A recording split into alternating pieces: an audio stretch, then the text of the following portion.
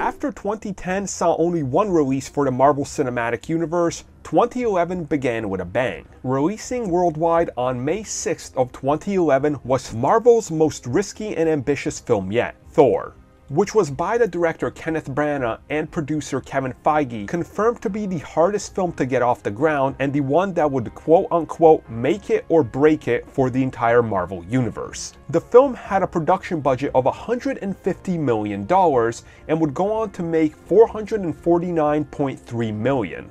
The film sits at a very comfortable 77% on Rotten Tomatoes, featuring over 200 fresh reviews and 63 rotten. The general consensus is that this is a good movie produced on a very limited budget that set the universe up for much grander things. So as the film opens up, we get taken to follow King Odin, who is in a big battle versus the Frost Giants in 965 AD.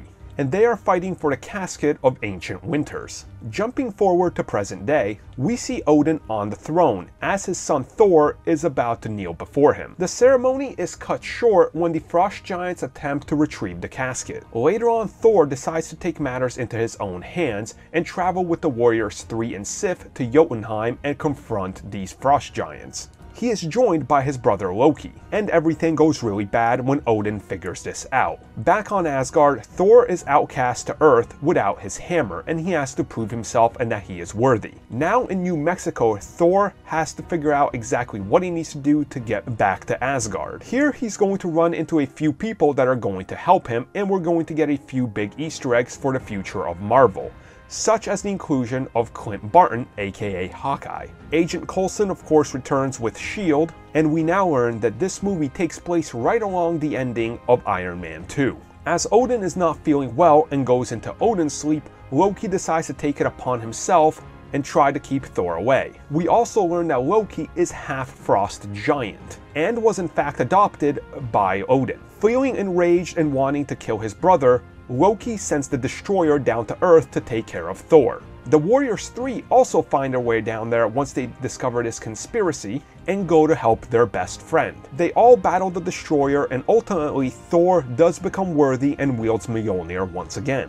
The final battle rages across Asgard, and Loki is seemingly defeated and dies falling off of Asgard into deep space. Meanwhile on Earth, Jane and her team are searching for a way to be able to contact Thor. Once we get to the post-credits scene, we see Dr. Salvig, who's been prominent throughout the film, who's taken in by S.H.I.E.L.D., where Nick Fury opens up a briefcase and asks him to study a mysterious cube. But as we see in the reflection, Loki is far from dead, as he's the one insisting that Salvig agree to do it.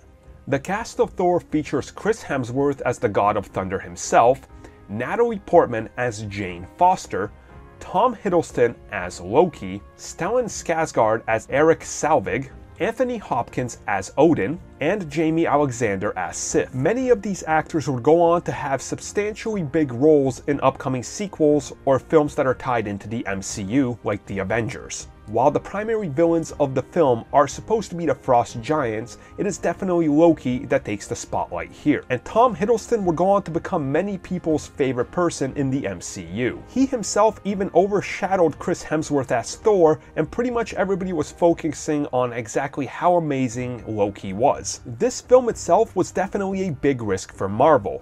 Gone away were the grounded approaches to the Hulk and Iron Man, and suddenly they were going to throw everything into space and talk about some mythical things. If this movie was to somehow not click with the fans, future ideas like Guardians of the Galaxy might never come to materialize. And of course, with a very limited budget, which honestly worked in their favor, they could actually make the film very grounded from the start by setting most of it on Earth, but having plenty of pieces set up in Asgard to actually try to explain what's going on and try to lean into it very slowly. Thor's legacy within the MCU is an interesting one to say the least. I don't know many people that find it their favorite film in Phase 1, if anybody at all, but people definitely agree it's better than Iron Man 2. It's a film that's limited in scope, but that's due to the budgetary constraints. But its true lasting legacy is of course Loki, and exactly how amazing Tom Hiddleston would be and continue to be down the road. For me personally, I really enjoy this film. It's a film that slowly eases into the fantastical side of Marvel